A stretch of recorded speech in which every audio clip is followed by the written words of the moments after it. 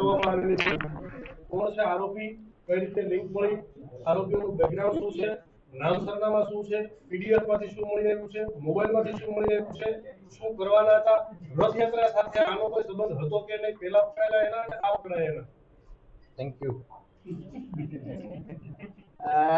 આ બધાને ખબર છે કે થોડા ટાઈમ પહેલા ગુજરાત એટીએસ માં એક એફઆઈઆર રજીસ્ટર થઈ હતી. જે એફઆઈઆર નો બેકગ્રાઉન્ડ આવો હતો કે ડીવાયએસપી હર્ષ ઉપાધ્યાયને એક બાતમી મળી હતી કે કેટલાક ઇસમો જે છે જે બનાસકાંઠા પાટણના અમુક એરિયાઓમાં રહે છે અને આ જૈશ એ મોહમ્મદના પાકિસ્તાની હેન્ડલર્સ સાથે સંકળાયેલા છે. ઘણા બધા કાશ્મીરી લોકોથી પણ મળી રહ્યા છે. સાથે સાથે અહીંયા જૈશ એ મોહમ્મદના જે લિટરેચર છે એનો પ્રચાર પ્રસાર કરી રહ્યા છે. એક દારુલ ઉલૂમ ગુજરાત જે કે જૈશ એ મોહમ્મદની અહીંયાની એક શાખા છે એને બનાવીને એમાં મેમ્બર્સ જોડી રહ્યા છે. આ રીતની એક બાતમી મળી હતી જેના ઉપર હ્યુમન અને પછી ટેકનિકલી જનરેટ કરવામાં આવેલો અને એના પરથી એક એફઆઈઆર કરવામાં આવેલી જેમાંથી ટોટલ 8 આરોપીઓની અગાઉ અટક કરી હતી અને આ આરોપીઓ વિરુદ્ધમાં યુએપી અને બીએનએસના જુદા જુદા સેક્શન્સમાં એફઆઈઆર રજીસ્ટર કરી હતી. આ 8 આરોપીઓના 14 દિવસના આપણને રિમાન્ડ મળ્યા હતા. આ રિમાન્ડ દરમિયાન પણ આઈઓ દ્વારા ઘણી બધી જે ચીજો છે જે કે પહેલા આપણને એના ટેલિફોનિક પુરાવા મળી આવ્યા હતા.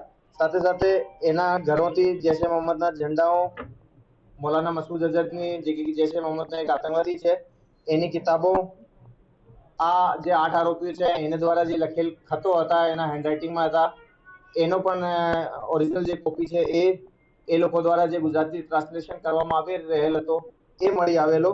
સાથે સાથે જે ટેરર ફંડિંગના નામે એ જે અહેમદ અને ઇબ્રાહિમના જે પૈસા મળ્યા હતા એમાંથી જે બાકી રહેલ 1,30,000 રૂપિયાની પણ રિકવરી કરવામાં આવેલી. સાથે સાથે ઘણા બધા જે વિટનેસીસ હતા જેના પાસેથી આ લોકોએ ઘરની જે સર્ચ કરતા હતા એ બધું તપાસવામાં આવેલ હતો. આ ઇન્ટ્રોગેશન દરમિયાન આ લોકોના ઘણા બધા જે સાથમાં ભણતા છોકરાઓ છે, બીજી રીતે આ જ રીતની માનસિકતા ધરાવતા લોકો છે એ બાબતમાં કડી પૂછપરછ કરવામાં આવેલી.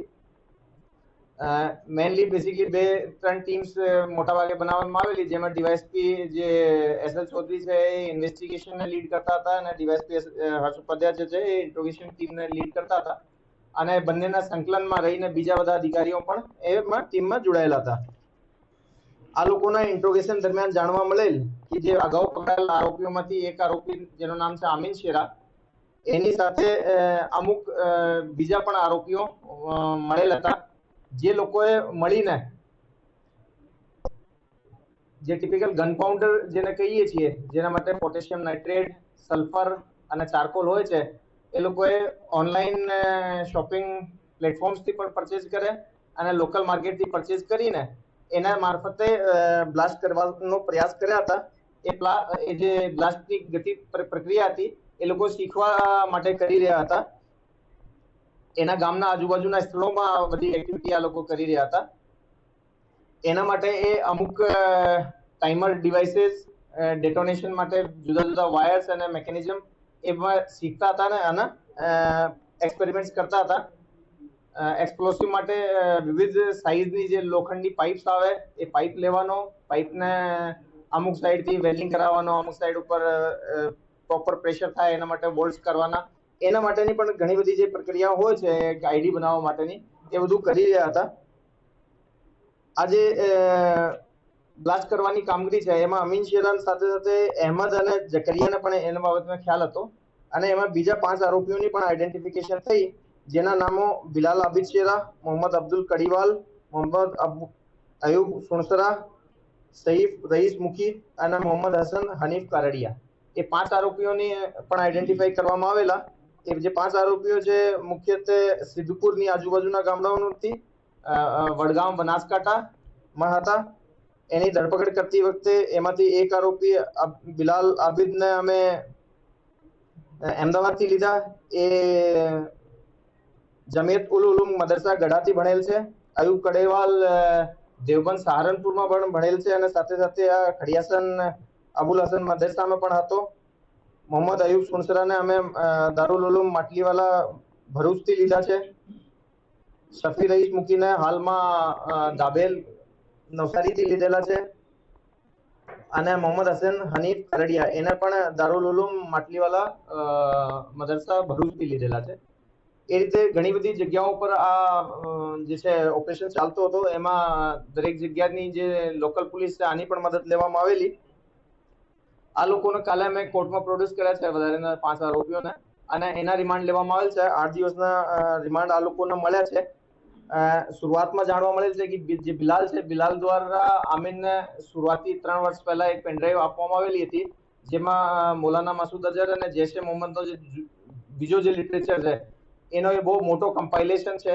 એમાંથી અમુક કિતાબોની આ લોકોએ પ્રિન્ટ આઉટ કાઢીને આપસમાં વેચણી કરતા હતા. અને આ જે એક્સપ્લોસિવના આઈડિયા છે એ કિતાબ છે, આમાંથી જે અકેલા મુજાહિદ જિહાદ કેસે કરે, આ બુક અને એ સિવાયની થોડી ઘણી એનાથી મળતી જુલતી બુક્સમાં આ બધી ડેટોનેશનની પ્રક્રિયાઓ, એક્સપ્લોસિવ શું લેવાનો, આ બધી પ્રક્રિયાઓ પર કામ કરતા હતા.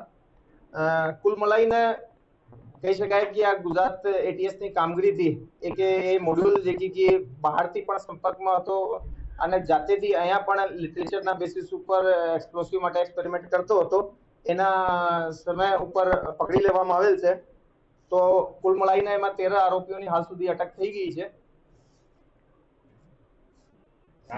નહીં, એ જે એક્સપેરિમેન્ટ વાળું કામ છે એમાં એ લોકો હેન્ડલરની બજાય જાતેથી કરી રહ્યા હતા અને એની અંદર એ હાલ આ એક્સપેરિમેન્ટ શીખી રહ્યા હતા કે કઈ રીતે વિધાઉટ ફેલ એક્સપેરિમેન્ટ સક્સેસફુલ થાય.